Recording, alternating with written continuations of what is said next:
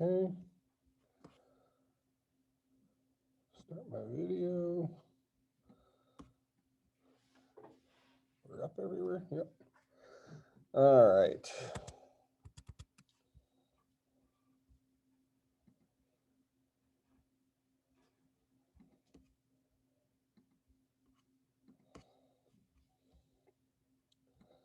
All right, a couple things. First, hopefully you saw my message on Slack this morning. I need to end just a few minutes early today, just enough to get over to 3 minutes from campus for a doctor's appointment. Other cool thing, and I'm encouraging you to set up a time maybe with Blade to check it out, but we have our new VR chair over in S109. So it's this whole immersion chair you sit in, and you use the Oculus Quest, so it's wireless. But you can do PC or mobile VR from it. You turn your head, the whole chair turns, and then it also rumbles and stuff. It's ridiculous. And we have ultraviolet sanitizers things. So you put the whole headset in it for 30 seconds and the thing is, I don't know, COVID free or something, whatever the deal is. But in any case, I just did this. I mean, I did a whole bunch of different things in there, but I just did this roller coaster. And a lot of times those VR roller coasters, they're neat, but they don't really feel that immersive. The whole chair's shaking as you're going up the clank thing, and it's pretty good. And then afterwards, it put me on one of the like the Dumbo ride at Disney, where like you're on Dumbo and it swings out, and it felt like that. Yeah, seriously. Yeah, so it was, I don't know, I was impressed, but I think you're going to be able to do. And then I did a tour of Petra in there. So we have like a high definition 360 videos of all these different tours, and you're sitting there, you have a tour guide and everything, and you're turning, you're like, oh, I want to see what's over there. You just turn your head and the chair moves. So you're just like, it's totally legit. Okay, so for today, you were going to look into, we're starting to talk about shared files, shared memory, stuff like that, but I had you look ahead a little bit at pipes versus sockets. So tell me, what did you find out is the difference between these guys? When would you use each one? That kind of jazz. Go ahead.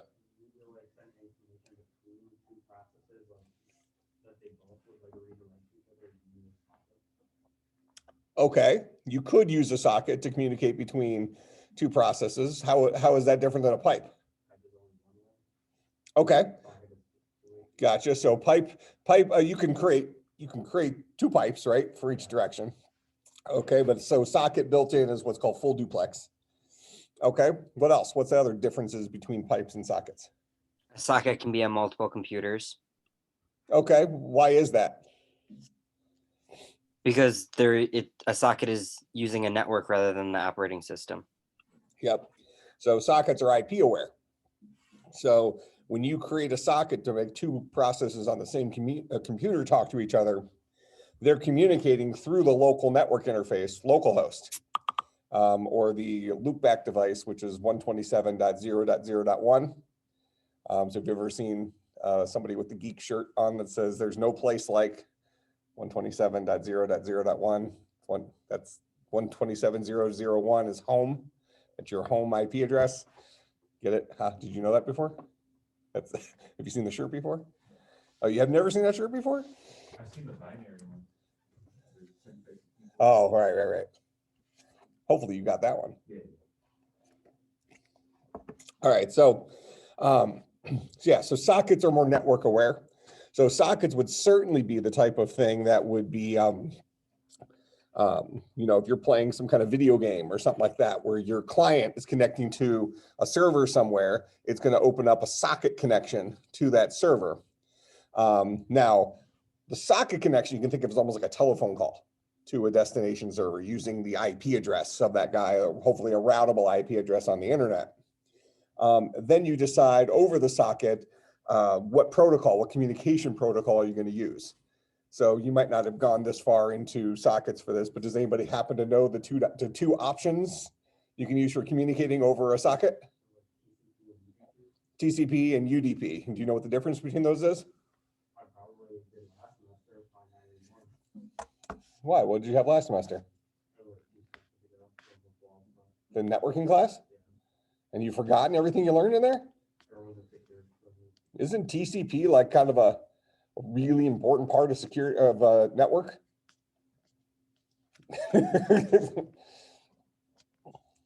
So what is the difference? I don't want to get too far into network stuff here, but it is important for this conversation. It's related, I promise.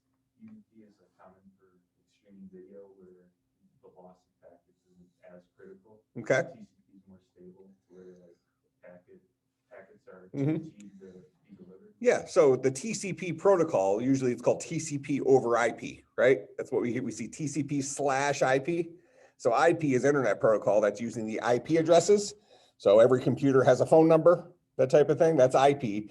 TCP over an IP network says we're gonna apply the protocol, the TCP protocol, over that IP-based network. And that protocol guarantees that data arrives in the same order as it was sent. Or it doesn't necessarily have to arrive in the same order, but it has to all arrive and it's reassembled on the other side. Okay, there's a 5-layer stack for the TCP stack, as opposed to, what's the other one? OSI, 7-layer? I guess OSI is the 7-layer stack. TCP is a compression of that. But in any case, so TPC or TCP guarantees your data arrives, which might hurt performance of it in case there's corruption or you're going through empty nodes or something, or broken network connections and it has to resend, something like that. Where you mentioned UDP, which is a datagram protocol. Streaming video is often used for that because it doesn't care about dropped. Once you've lost a frame in your video, there's no going back and re-getting that frame and showing it to your eyes in the past, right? That ship has sailed. So you've already missed the frame. Let's move on. So you want to have your video streaming as well as possible so you don't have a whole lot of overhead with it. Okay, so sockets versus pipes. Sockets are compatible with over the internet communication. In fact, they're designed specifically for over the internet communication. They just happen to be capable of working on the same machine using the machine's loopback device, the 127 or local host. Local host would be the DNS name for 127.0.0.1. And that should be inside of Etsy hosts, I think. Just pop over here real quick.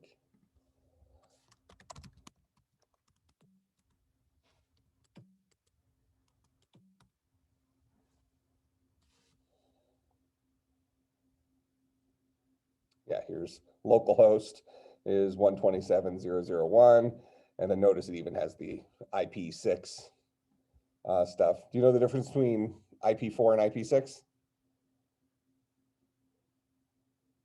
Was it a network or a security class? Okay. I'm going to say it's acceptable, maybe. If you had a network class, and then anybody online know the difference between IPv4, IPv6? So this is an IPv4 address. This can be 0 to 255, 0 to 255, 0 to 255, 0 to 255. All right, unique addresses. So that is 256 times 256 times 256. So that's 4.3 billion unique IP addresses that you can do an IPv4. Problem with that is that means that there's only 4.294 billion computers that can be uniquely identified on the internet at once. Do we have a lot of devices on the internet right now? Yeah, possibly too many. Now, we've solved this with some abstractions, more networking stuff, but we've solved this with some abstractions, like here on campus, for instance. If you have, at home, let's say you have a wireless access point, it's handing you out one of these non-routable IP addresses, like a 192.168 something or a 10.0.0 something. So I can have an IP address at my house that's 10.0.0.3. You can have an IP address at your house that's 10.0.0.3. How can we both have the same IP address? Because that's not a world routable IP address. It's only a unique identifier within our little network in our house. IP addresses that are across the whole internet, so assuming we're getting one here. Let's see, what is that? Nope, here's a good example of that. So here, My CUWCS Wi-Fi password or Wi-Fi IP address is 192.168.220.103. So I look at that and I know that a 192.168 address is a non-routable address. So I could not hit this machine from off campus because 192.168.220.103 isn't a routable IP address. But if you're on FalconNet or something like that, I'm not sure, maybe they hand out real IP addresses on there or something. You can't hit it either because you're behind a firewall. But the point is that your IP address is technically one of those 4.294 billion IP addresses that are handed out. And the problem with IPv4 is this idea that the way IP addresses are assigned is in blocks. So when Concordia said, hey, we need a set of IP addresses for our campus, they have to, apply for a block of IP addresses, and they put in there how many IP addresses they want. And let's say they say, oh, well, we need 1,000 IP addresses, just making up a number. Well, maybe the smallest block of IP addresses they could give them was 2,048, something like that. So that means potentially you have over 1,000 wasted IP addresses that were handed to Concordia that might never get used. And that's out of that pool of 4.294 billion. So you can see that you have a combination of lots and lots of devices that are on the internet at the same time with lots of IP addresses that have kind of been willy-nilly handed out that might not even be used, but are being prevented from somebody else using them.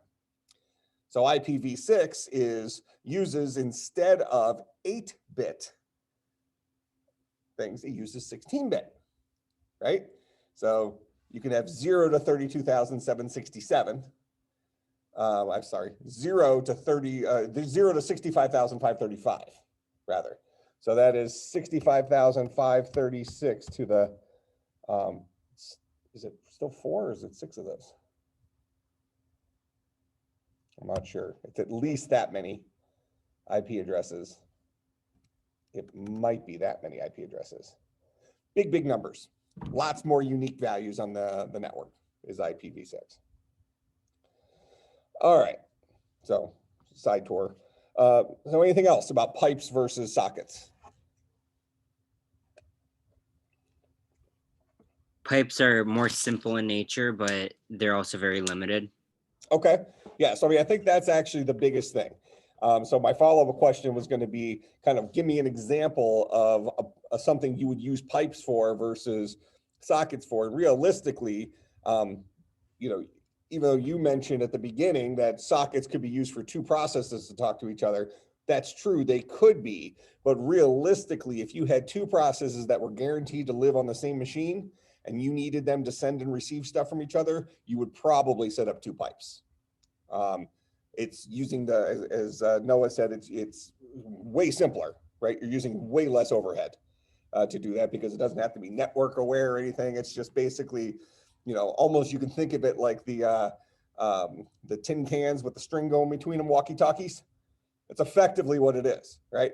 So, you're just connecting the wire between two running processes in the same OS, and one person can scream into one of the ends and can hear in the other end, and it's a pretty simple setup, completely governed by the operating system. Once you work with sockets, you can get the same overall outcome, but the means by which it's providing that is significantly more complex. All right, it's probably getting pretty close. Anything else? I have a question. Oh, sure. So were pipes kind of like a precursor to, and I guess sockets too, a precursor to APIs in like a weird way? Well, I guess it depends on what you mean by weird way. I mean, APIs are data sources, whereas sockets and pipes are data pathways. So, I mean, they're reliant on each other. In order to digest information from an API on the internet, you have to open up a socket to that API so you can, you can send it the message of I want endpoint X, and it can send you the JSON answer of here's what I found at endpoint X. So the highway that data travels along is the socket. Okay, that makes sense. Thank you. The API itself is the data source. All right, it's a couple people here had, go ahead. Okay, yeah. There is a such thing as named and unnamed pipes. Why, what is the difference? Why would we want to have a named pipe versus an unnamed pipe? What I read was it was like if the unnamed pipe would get in-memory buffer, named pipes that are Okay, so the implementation might be different. What about the use of each one? I think for the article that I read, like the person was using them on the command line using unnamed pipe and what you demonstrated in class with like grep and pipes or something. Yeah, but that's a different use of the, well, it actually is the same use of a pipe. We say that vertical bar is the pipe command. You are sending the output of one thing into the input of something else. So it is using pipes. I was thinking about it in the context of like writing a program that implements pipes, and you can have named and unnamed pipes. And you can almost think of that, maybe without giving a real practical example yet, you can think of that as almost like a memory address versus something that has a pointer to a memory address. So a named pipe, you actually have a way of getting to it, so that maybe multiple processes can all use the same pipe. You have a way of kind of looking it up, asking for a pipe by name, as opposed to needing to be handed the memory address one way or another to reach that pipe. Let's call that kind of a vague answer, but kind of that type of thing. All right, anything else that we need to throw out there? We're actually not going to look at examples of sockets and pipes yet, but I just wanted to get maybe a couple of classes ahead from the idea. But all these things are interrelated, right? Right now, we're basically talking about how do we have processes, whether they're on the same machine or not, talk to each other. And it's ultimately about using the right tool for the job to make them talk to each other. Not that one of these tools is better or worse than the other, although I think Noah made a pretty good point where he said, pipes are pretty simple. They're old. You know, they're not a real complex implementation. They're fairly limited on maybe what you can do with them, but pretty often you're writing two programs that are running it. Well, historically, pretty often you would have maybe been writing two programs that were running on the same computer, same operating system. So you don't need anything fancier than a pipe. Okay. But now it's become much more common for us to have client server applications that are running in different continents, not just different computers where, you know, having the tin cans with the string maybe won't cut it, that type of thing. So, but don't try to view any of these things as being better or worse than the others. They each kind of have their uses. All right. So last time we started talking about shared files. Did we look at any of the code for like lock files or anything yet, or we just started talking about it? Or you don't know what I'm talking about? You stopped paying attention around what day is today? Wednesday? Yes, this was only 2 days ago. I hate you, Brocker. It's recorded. It's recorded. Add it to the soundboard. Just have all the different sounds, and there's just a random one. Just, I hate you, Brock. It's a real pick me up. All right, so the idea here with shared files, we start off with a kind of a simple version of this, saying that, you know, I have two programs and we have a file system on our computer. Nothing fancy about it. File systems maybe sound complex, but they've been around since the beginning of operating systems, right? And what's a file? A file is something that ultimately gets stored on the hard drive and holds some data. It's a data source, right? Things can write to files, things can read from files.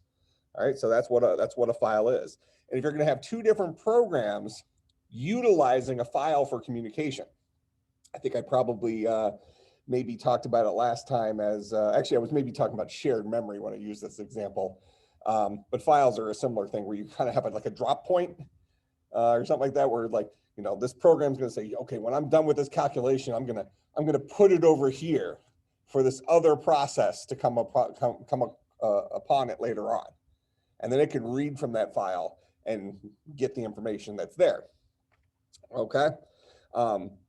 But just like any other communication, including communication in real life, I keep using that example of walkie-talkies, where you say something, then you say over when it's the other guy's turn. We invent little languages that we can use for communicating between two endpoints.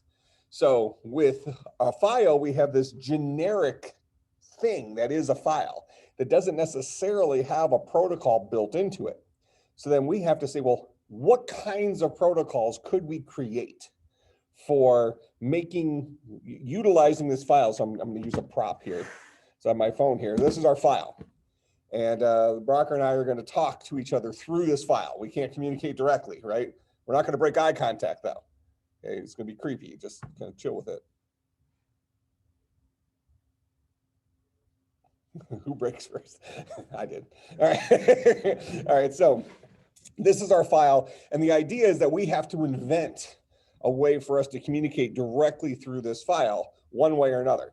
So maybe I'm doing some sort of math problem and ultimately you want the answer to that. Well, you can't get your answer from this file until I've already written it to the file. So as human beings, how might, so we can think of this as, instead of it being a file, we can think of it as like a little box.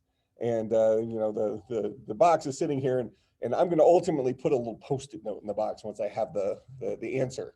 And only after that Post-it note's in there can Brocker come and get the answer he's going to use for something else, right? All right, so what kind of protocol might we do to make sure that you don't show up to this, try to retrieve the Post-it note from the box before I've put the Post-it note in the box? What are some human approaches to that? I could like constantly be watching it and like you turn the flashlight on once you go into it. Okay. Okay, so you could be obsessive about it, right? And even just kind of making it more brute force, you can just keep checking it, right?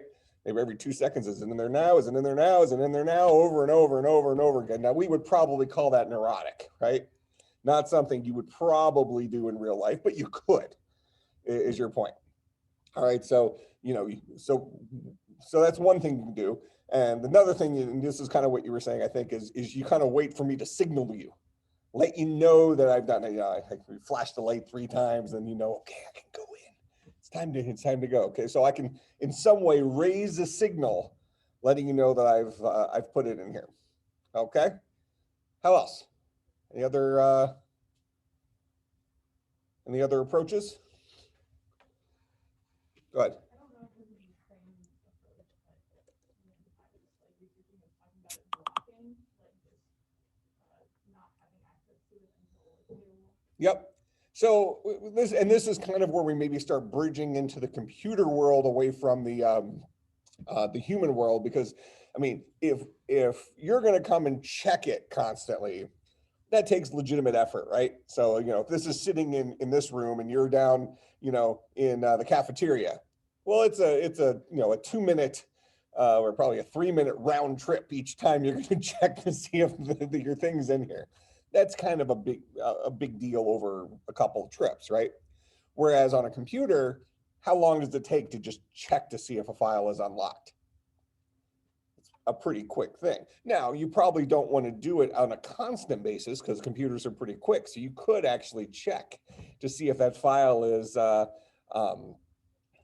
unlocked, hundreds and hundreds and hundreds of times a second, potentially, which we would say probably isn't a great idea. So maybe you have some sort of cadence where you say, every 3 seconds, I'm going to check in on this, depending on what how mission critical the data is. If you want the data available to you as soon as possible, then we maybe, work with some sort of signal type thing. It might be the right tool for the job. But if it's the kind of thing like, whenever there's an update to the Packers score, I want to make sure I update the website that my program outputs. Maybe I'm a PHP program and I'm going to have what's called a cron job that runs in the background. So it's just a computer program, and that computer program is maybe every 15 seconds.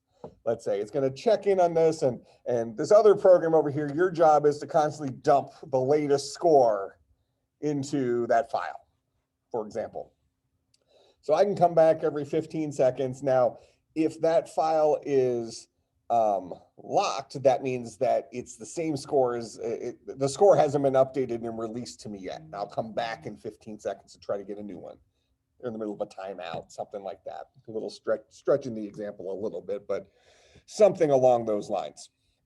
All right, so there are mechanisms for, and this kind of becomes a resource management thing. There are mechanisms for locking down a file so that nobody else can read. Well, nobody else can write to it, certainly, potentially, so they can't read from it either. Okay, and that's something that happens atomically. Okay, so this is something we've talked about a couple of classes ago about this idea of operations that happen at least as if they're atomic operations. They can't be interrupted. We don't have these things called race conditions where two things happen to lock the file at the same time. We need to be more serious about that concept than we would be otherwise. So so here's our example of a shared file. We have the potential of reading and writing from a file. Nothing special about that. And when we say shared file here, we're not talking about any sort of special kind of file. It's a normal file. How we interact with the file is the interprocess communication part of this. Okay, that's where we use the file locking and the file unlocking approach.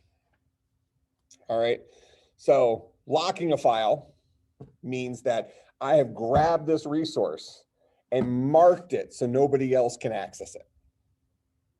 And I could lock it for read and write, or I can lock it just for writing. So maybe I can say, look, I don't care if other people read from this file while I have control over it. I'm potentially making some changes to it though, so I definitely don't want anybody writing to it, because the next change that happens to this file will come from me. And only after I've written it back do I release my lock on that file, whatever that means. However we accomplish the lock. The high-end example, or the high-level example here is that the lock is some system call that lets me exclusively grab access to this resource. So the IO library, so this is standard IO.h, has a utility function, which is a file control function. All right. This is going to be used to inspect and manipulate both exclusive and shared locks on a file. Okay, so there's this idea of controlling a file, and through this file system, through this function, we can ask questions of a file to find out what its current state is, something along those lines. Now, Linux specifically, as part of this library, has kind of a wrapper function that works with the generic file control library called flock, flock, lock a file. Okay. So let's look at, I know this is a little bit small. All right.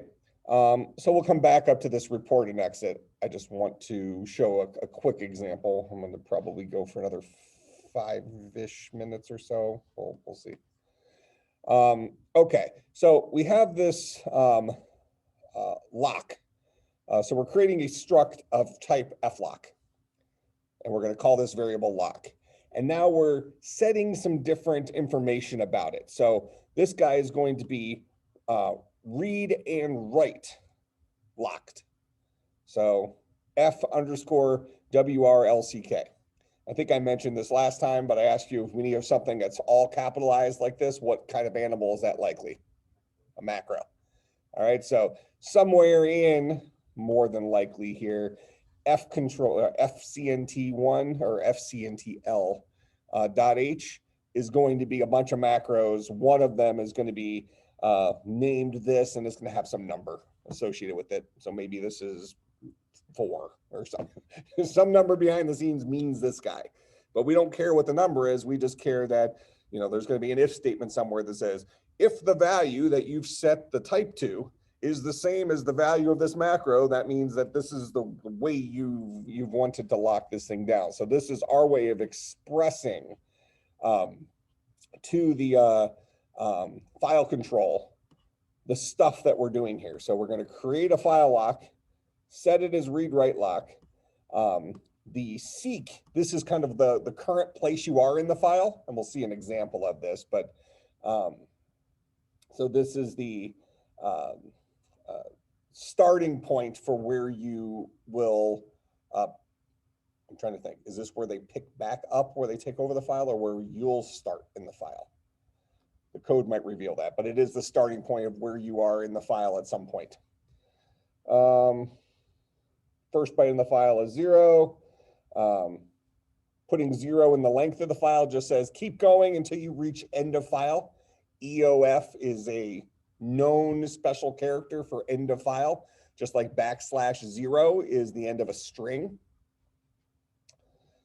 All right, and then we'll get the process ID that's going to own this lock is the get PID of this running program. So the program that's running here is going to have a process ID, and get PID comes from standard lib, I believe, and he'll tell you what the process ID of you is, this running program. All right, so this is just setting up a whole bunch of stuff. All right, so now we're going to create a file descriptor. File descriptors are just integers. Everything in Linux is a file. Everything in Unix is a file. Everything in a POSIX-based operating system is represented as a file. And the way we keep track of human beings like to think of files by their name. You know, myfile.txt. Computers keep track of them by their number, a unique identifier for this file. All right, so we're going to have a file descriptor. We're going to attempt to open whatever that file name is for read and write. And this guy says either open it for read and write or create it with this permission if it's not already there and available for opening it. All right, so we'll try to open this file or create the file. Something goes wrong, they just have a function up here for report and exit. So this just puts an error message out. So think of this as like their version of exception handling, something like that. Something bad happened, or I want to report something to the user, probably in red, call Pierre, which will write something out. And that's probably in standard lib as well. I think that's in standard lib. All right, so try to open the file. Let's presume we got it open. Now we're going to try to set a lock on this file. All right, so if we're still kicking here, because remember up here inside of our exit, we exit with a -1. Anything other than 0 probably means something bad happened. Right now, we're not differentiating. We're not saying, well, you know, a -1 means this, a -2 means this, a -3 means this. We're just saying, look, something broke. I failed. Here's a -1. Don't assume I did my job. That's what this exception handling thing here is ultimately doing. All right. So try to open it. If there's a problem, print and exit. Assuming there's not a problem, we're still alive, let's go ahead and use the file control function to control what file, the file associated with FD, the file descriptor. And what are we going to try to do? Well, the message that we're sending to the file control function is the fsetlk, the set lock thing. Again, this is probably a macro, which is probably just some number. So we're saying, hey, F control, for this file descriptor, I want to do magic trick 7. Just presuming that's what fsetlock is. Okay, so we're asking it to set the lock. And then what are the rules that we want to govern that guy? We're going to pass to the address of our lock struct that we created up here. All right, so I want to read, write lock this and all the other stuff we talked about up here. Who owns the lock, that kind of stuff. All right, now there's 2 versions of setlock. One is a blocking version and one is a non-blocking version. What's the difference between a blocking blocking code and non-blocking code?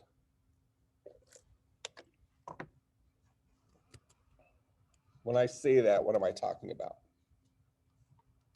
What oh, I'm already in the notes. I'm just zoomed in.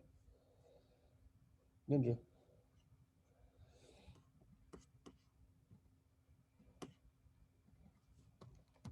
Blocking versus non-blocking code. What's the difference? Blocking code does what?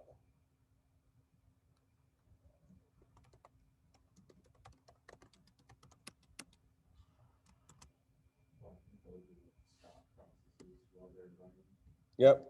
So blocking code prevents the program from continuing until the function has returned.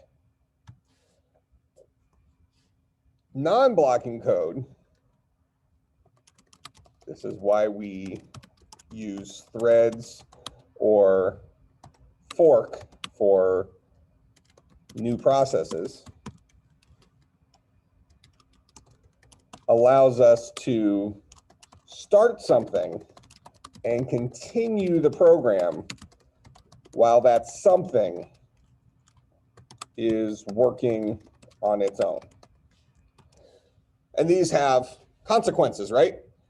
If I set somebody off to do something and I'm ultimately relying on their answer at some point, right? I can go on and I can do some stuff, but I might not be able to do the one task that's reliant on their answer, just like in real life, correct? If I need somebody to go get me some stamps because I need to mail some letters, but I have some other things I can do around the house, I can say, hey, go get me some stamps, and they run off to get stamps, and then I can do other chores around the house, but I can't do that one task of mailing these letters until after those stamps have come back.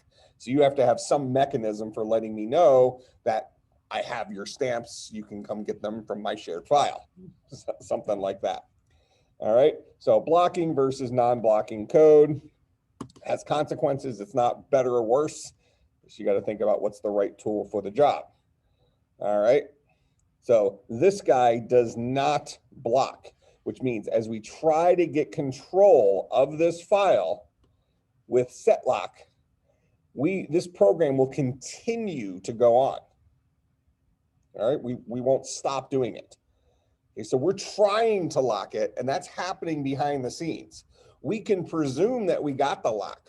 In fact, whenever this guy finally does return, if it failed, we can go ahead and say we didn't get the lock.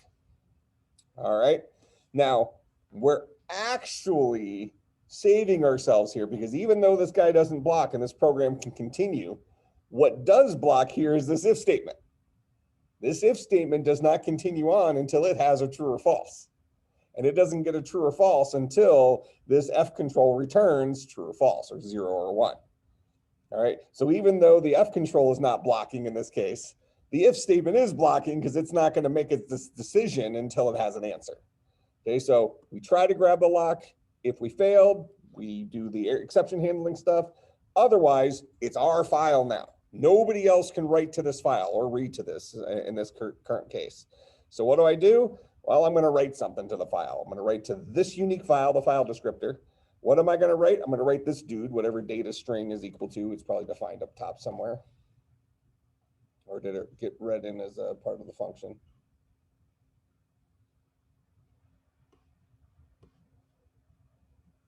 Whatever, we'll find it next time. But whatever our data string is, and we will get the length of that data string, even though we could calculate that looking for the end of file in there, but we're going to pass those two things where we're going to write into this file, this string, this many bytes.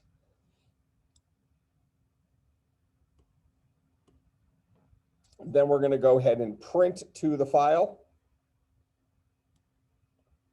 process, whatever their process ID was, has written to the data file. So we're letting them know that, hey, we had this locked file. We've now written to the file. We're going to give them our process ID from our lock. Once we've done all that, now we've done our job. Okay, the file's been written, it's saved, it's changed. Nobody else was able to do something with it while we were doing all that stuff. So what do we do next? Well, now we're going to try to unlock the file. We're going to release it for other people to be able to use it. So we'll change our lock type in our struct to unlock. Then we'll call that same control function, passing it the same thing, calling that same setLock function, which sets the lock state, either on or off. And we'll pass it the updated struct, which now says, hey, I'm ready to unlock this guy. So that struct says, this is all the stuff I want to do. Okay, and if something bad happened there, then we'll send our exit that, hey, you didn't unlock that file. It might be because you didn't lock it in the first place. That could be why, but one way or another, we've had some problems. All right, and then we'll close the file. So this might be on one side of it where a process grabs a file, locks it, writes to it, then unlocks it. That's one mechanism for inter-process communication. We haven't talked about the other process yet, how he handles the checking side of, well, if this, I want to read from this file, but it's currently locked.